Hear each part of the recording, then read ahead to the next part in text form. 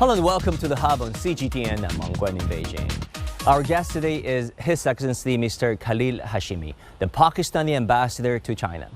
It's worth noting that this is Ambassador Hashmi's second posting in China after his first one some 15 years ago. What does the ambassador make of the quality and resilience of China-Pakistan all-weather fraternity? What does he see as the headwinds that could potentially affect China-Pakistan relations and regional security going forward? Here's our conversation. His Excellency Ambassador Hashmi, good to finally sit down with you. You have been in China for around 10 months now. You've visited over 20 cities, met with people from a cross-section of society. After all these times spent in China, what does this all-weather fraternity that people so often refer to between China and Pakistan mean to you now, personally? This is, as you know, not that I have just visited 20 cities. This is my second time in China. I was a consular 15 years ago. But 30 years of diplomatic service, so a lot of interaction with my Chinese friends in the diplomatic world. So I have, in many ways, a personal experience also. If I could use the phrase that I am a personal witness to the strengthening of Pakistan-China friendship, that wouldn't be far off. So I've seen it up close. I have worked on this relationship in my individual capacity. I've been fortunate to have been part of this process. And now as an ambassador, I'm at the forefront of where this is like a daily duty, I feel, that to nurture this relationship to even greater heights. Generations of leaders, diplomats, officials, artists, so many people from our two countries have contributed to this very unique, time-tested, all-weather, ironclad relationship that we have. And I think it is in the common interest of our two people and our two countries and our two institutions to foster this relationship in the new era, because we have weathered many a storm before, and we are also seeing a lot of new storms on the horizon. And I think that is why I think it is even more important right now to work for the further strengthening and deepening of our very unique and ironclad friendship. Ambassador Hashmi, this year we're marking the 73rd anniversary of diplomatic relations of our two countries. To what do you attribute the strength and resilience of China-Pakistan fraternity? Two countries that share different cultures, different religions, and different forms of government. There is a high degree of strategic trust, a tradition of mutual support, a tradition of standing by each other. And this has not just emerged out of thin air. There have been decades of work behind it. And I think the foundation for it was laid by a shared understanding and a shared reading of how the world is evolving for example, back in the 50s, 60s, and 70s. I think our two countries belonging to the developing world, having experienced a very turbulent colonial past, having seen the difficulties when you are threatened by either your neighbors or from external forces which may be stronger than you. So some of those shared experiences of the past, but also the shared vision of how the region should actually develop and how the ideals of peace, prosperity, and stability could be promoted. So I think one of the examples that I gave to develop good, friendly and good neighborly relations was to conclude a border treaty between Pakistan and China in 1963, and that was very early in those days.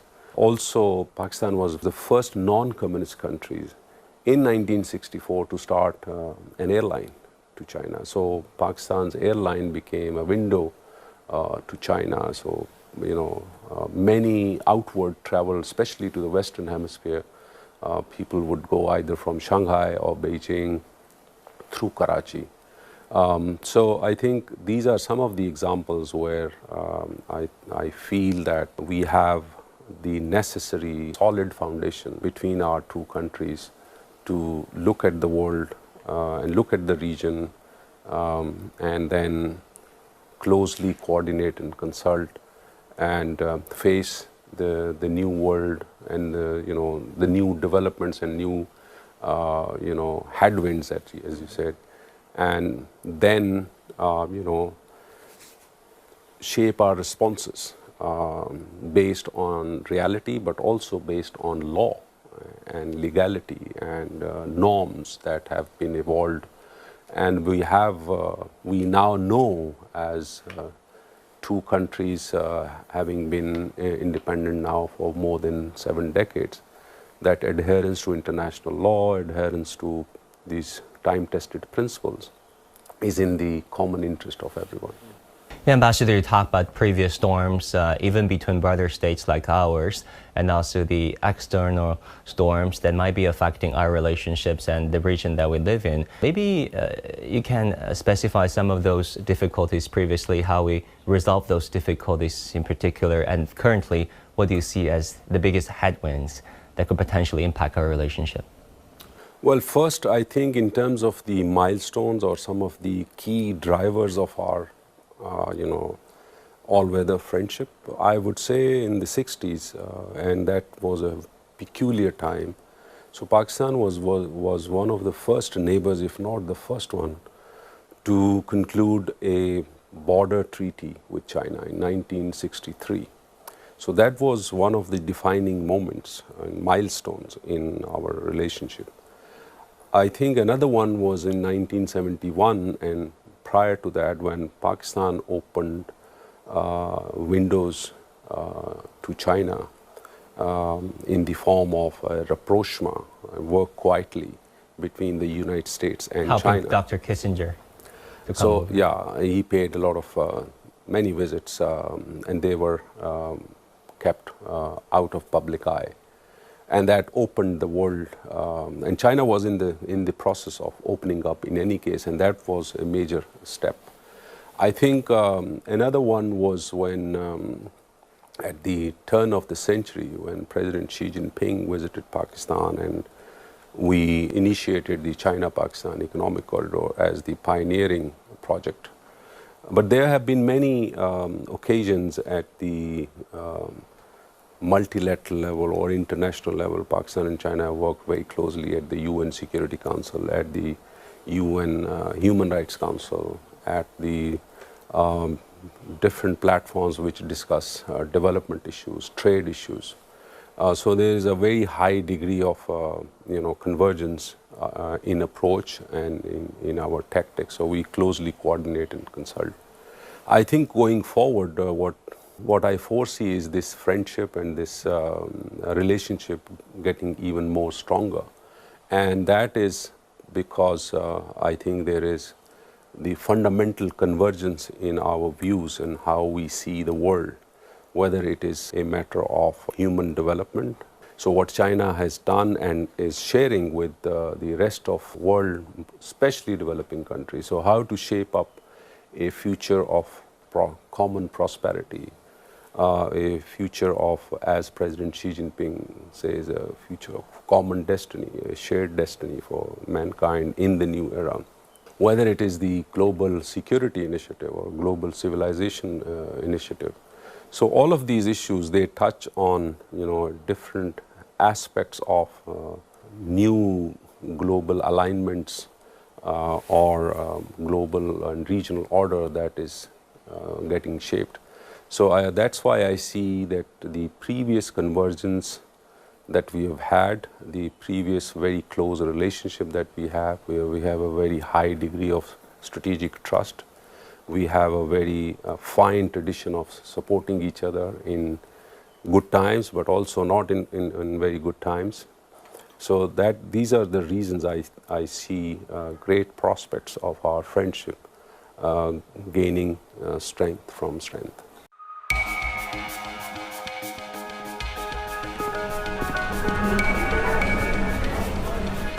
You're watching breaking news on CGTN.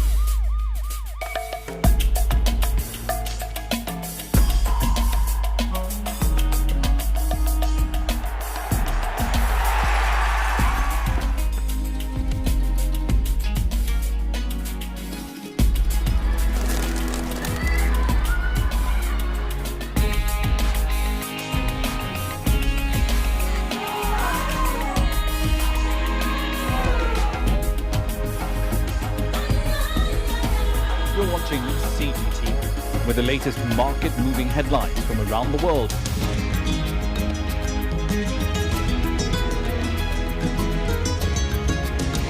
Welcome to the world today on CGTN.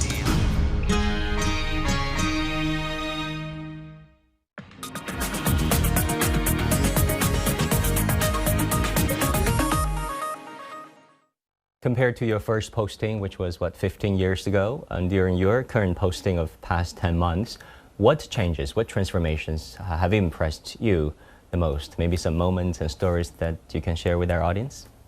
I think first, and in two words, if I can say that, very impressive. So let me explain it. Very impressive in terms of economic progress. So it's very evident in the form of, the development dividends spreading to all parts of Chinese society. So this economic development has been people-centered. So I see people even more prosperous, even more empowered. That is also manifest in the number of cars and vehicles that are on the roads, in the number of e-bikes that people use, and in the number of people traveling outside. So that indicates a lot of disposable income in the form of so many high quality restaurants, high quality infrastructure, 45,000 kilometers of high speed rail network in those 15 years. I remember in 2008 there was only one line that I remember of, and that was from Beijing to Tianjin, or maybe there was another one. That's like in 15 years, 3,000 kilometers of high-speed train network every year. So that's quite remarkable. And of course, the most obvious one is ecology. And by ecology, I mean is the air quality, the green forest cover, which has expanded massively. When you fly in from outside into Beijing these days, it's hard to recognize it as Beijing. I remember 15 years ago, there was very little forest cover if you flew.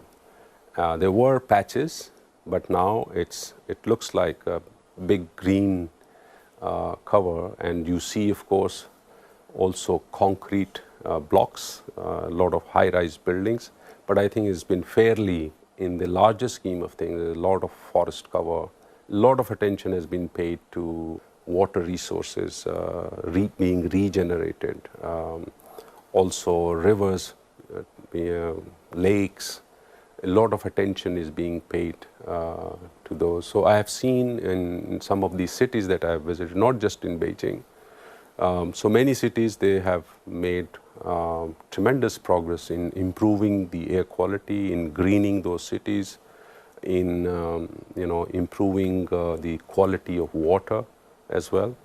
So agriculture is another area which is tied to environment, and I think there's been fantastic progress.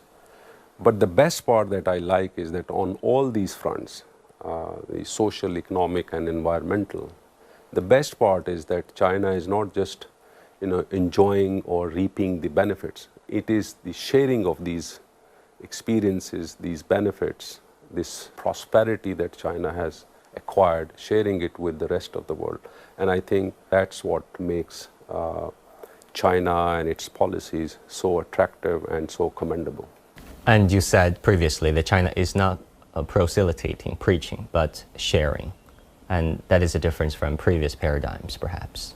Absolutely. So China is not asking any country to fashion their political system in a particular way. China is not interfering in the internal affairs of anyone. Although China is a world power. If it wanted to, it could, but it is adhering strictly to what it says. So China is walking the talk. So that's why I think there are countries, organizations and peoples see China as a credible interlocutor, as a credible model or as an example where China has done so well, whether it is achieving high levels of employment, prosperity, economic and environmental, social advancement.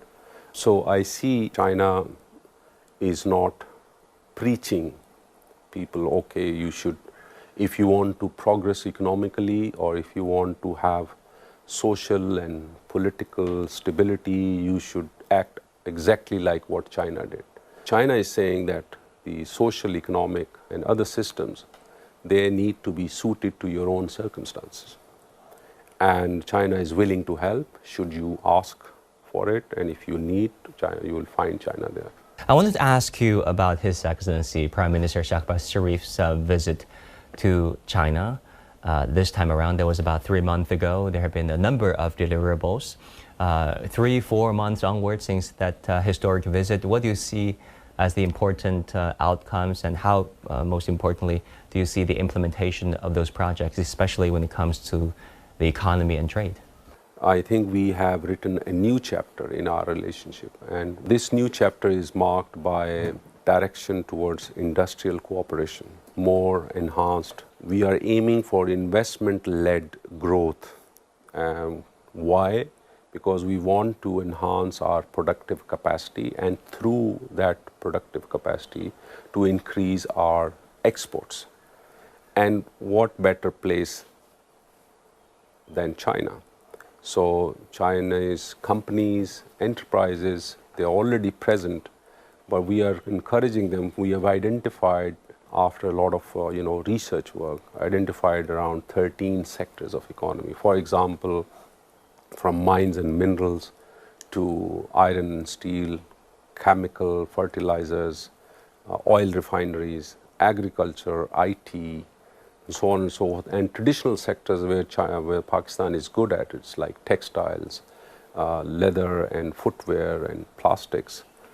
So we are encouraging and working very closely with Chinese enterprises. So when the Prime Minister was here, we organized a business conference. So we organized close to 1,000 meetings. So that was like 8.5 minutes, very quick meetings. So we have generated that momentum, and that momentum has endured. And the example is that around 50 companies in that business conference in Shenzhen, they were also present last month in Pakistan. But more than just 50, 160 companies in one sector, food and agriculture, they participated. And now, just as we speak, we are participating. For the first time, the embassy has taken the initiative to organize an investment conference. And we are pursuing a new approach where we haven't asked our government a single RMB to organize and spend money on. So we reached out to enterprises in Pakistan. So this is what I mean going forward, industrial cooperation. It doesn't mean that we would not pursue the government-to-government, G2G, big projects in infrastructure, energy. That is going to continue because we have, in the last 10 years of China-Pakistan Economic Corridor, we have covered a lot of ground, over $26 billion investment, over 8,000 megawatts of electricity added to our grid, more than 800 kilometers of high-quality highways, more than 800 kilometers of fiber optic cable laid between our two countries, and over 800 kilometers of transmission lines having been. This is just some of the headline figures. More importantly, more than 200,000 jobs, livelihoods were created through these investments. But we are determined and we are working very closely with our Chinese friends in different institutions. We are now working on phase 2 and high quality upgraded version of CPEC 2. So a lot of focus would be not only in industrial cooperation, but also, continue to work on infrastructure. 5 areas of growth, livelihood, innovation, green development, and inclusivity. Yeah, but if you look at, for example, just growth or innovation or inclusivity, so these are concepts or areas which resonate very closely with what President Xi Jinping has emphasized in the 8 key points after the Belt and Road Forum. So they also resonate very closely with our national framework, economic development framework, which is 5 E's. It is exports, it is environment, it is e-Pakistan, it is education, and it is equity. So they are in sync with what President Xi Jinping has articulated. So this is what we are working very closely with our partners in China to develop a roadmap and then a pipeline of projects, programs, so that we build even further on the progress that has already been achieved.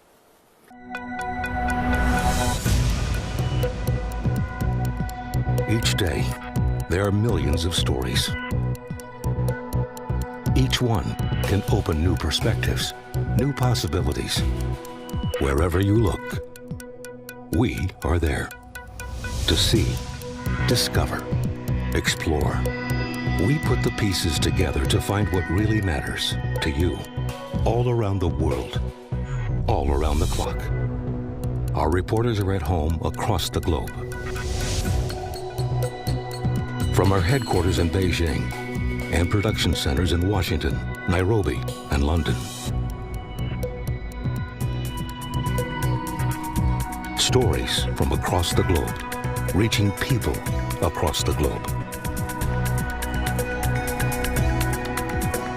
CGTN. See the difference.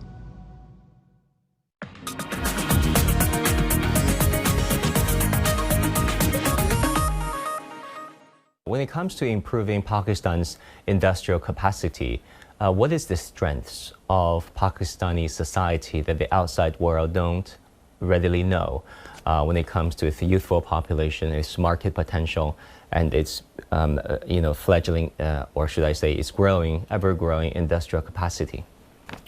So 4 things. First is the location. I think we are located, it is also a difficult geography, but it is also very well placed. So we are a connector of South Asia, Central Asia, West Asia, and this is where the role of Pakistan-China relationship is very extremely important. So we provide not only road connectivity, railway connectivity, but also the sea or the port connectivity. So first is the location. The second is the youthful population.